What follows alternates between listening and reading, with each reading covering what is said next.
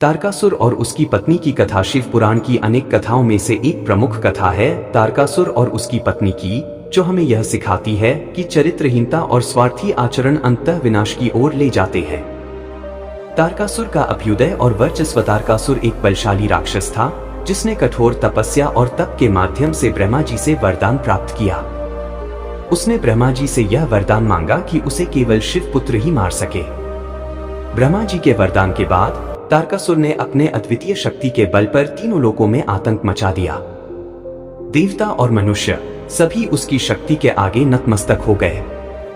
तारकासुर की पत्नी का चरित्र। तारकासुर की पत्नी एक सुंदर लेकिन चरित्रहीन स्त्री थी। उसका नाम विद्युन्माला था। विद्युन्माला का स्वभाव स्वार्थी और धूर्त था।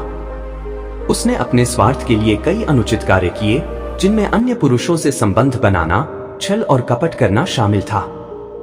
उसके इन कर्मों से उसके पति तारकासुर को भी अज्ञानता में सहयोग मिलता रहा। विद्युन्माला के अनुचित कार्य। विद्युन्माला ने अपने स्वार्थ के लिए अनेक असत्य और अनैतिक कार्य किए। उसने अपने पति की शक्ति और साम्राज्य का दुरुपयोग करते हुए अपने हितों को साधने के लिए किसी भी हद तक जाने से परहेज नहीं किया। उसने देवताओं और अन्य राक्षसों के बीच फूट डालने के लिए छलकपट का सहारा लिया और अपनी अद्वितीय सुंदरता का उपयोग करके अनेक पुरुषों को अपने जाल में फंसाया। तारकासुर का विनाश। इस बीच देवताओं ने भगवान शिव से प्रार्थना की कि वे तारकासुर के आतंक से उन्हें मुक्ति दिलाएं। भगवान शिव और माता पार्वती के पुत्र कार्तिकेय का जन्म हुआ, जिनका उद्देश्य तारकासुर का विनाश करना था। कार्तिकेय ने अपनी अद्वितीय शक्ति और बुद्धि से तारकास को युद्ध में पराजित किया और उसे मार डाला। विद्युन्माला का पतन। तारकासुर के मारे जाने के बाद विद्युन्माला का सत्य सामने आया। उसकी स्वार्थी और चरित्रहीन प्रकृति के कारण उसे समाज में कोई सम्मान नहीं मिला।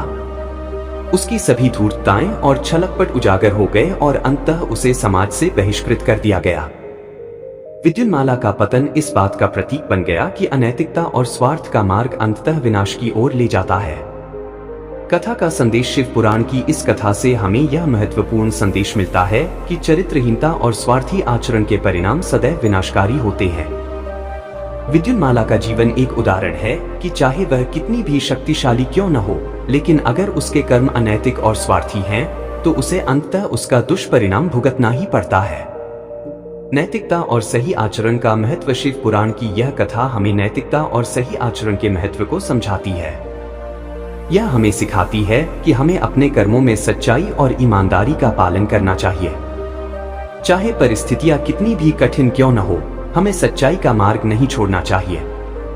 समाज में चरित्र की भूमिका। समाज में किसी भी व्यक्ति का चरित्र उसकी पहचान का सबसे महत्वपूर्ण हिस्सा होता है।